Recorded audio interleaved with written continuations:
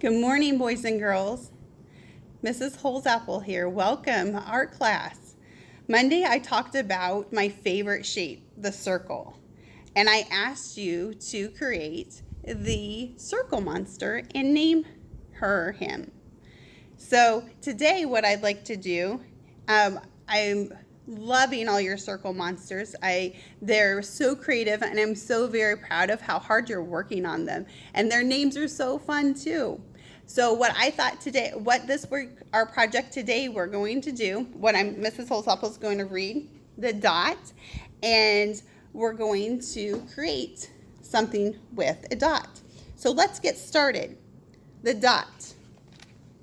The Dot by Peter H. Reynolds.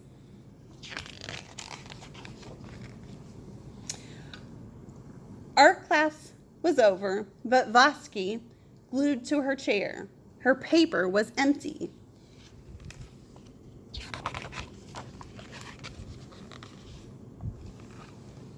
Vosky's teacher leaned over the blank paper. "Oh, a polar bear in a snowstorm," she said. "Very funny, Vosky," said Vosky. "I just can't draw."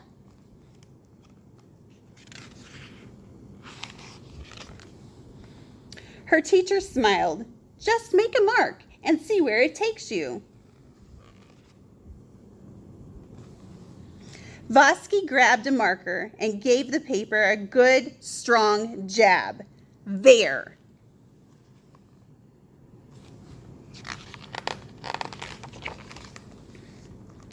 Her teacher picked up the paper, studied it carefully.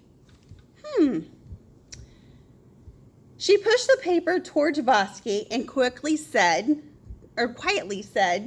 "Now sign it."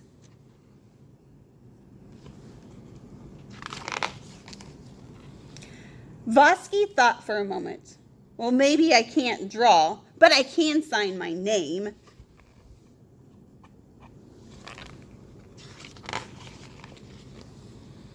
The next week, when Vosky walked into art class, she was surprised to see what was hanging above her teacher's desk.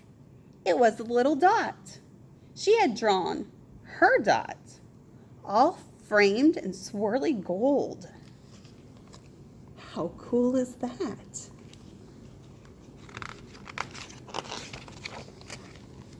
Humph! I can make a better dot than that. She opened her never-before-used set of watercolors and set to work.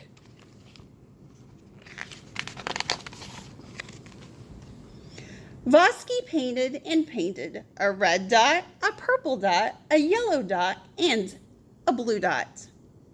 The blue mixed with the yellow, and she discovered that she could make a green dot. Vosky kept experimenting, lots of little dots and many colors.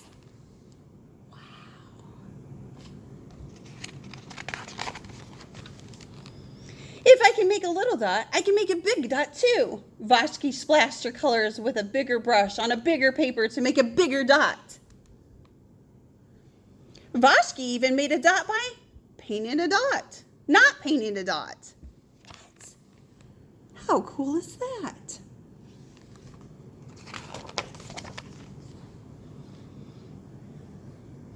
At the school art show a few weeks later, Vosky's mini dots made quite a splash. Look at all the beautiful colors and lines and different ways to create the dot, and the dot by not creating a dot. Vosky noticed a little boy gazing up at her. "You're a really great artist. I wish I could draw," he said. "I bet you can," said Vosky. "Me? No, not me. I can't draw. A straight line with a ruler."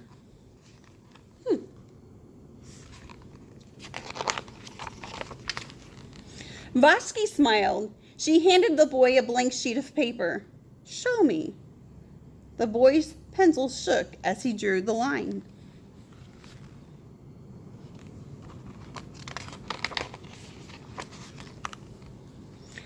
Vosky stared at the boy's squiggle, and then she said, what do you think she said, boys and girls? Let's see. Please sign it. The end. How awesome is that? Isn't it so awesome that you can start with just one simple little dot and it can really build into an amazing imagination, a world of your own. You can start with just one little dot or one little squiggle. So this week, what I want to encourage you to do is you're going to start with a dot. And what are some things that a dot can turn into? Some examples for me are, with October coming in a couple months, I think of a pumpkin. This came from my garden. I grew this. Dot started with, it was a little seed, and it started with, and it turned into a pumpkin. Another thing that I think of, and that you can also, you can draw your dot, you can just dot your dot, or you can use a stencil. There are lids in your cabinet. You can use a stencil.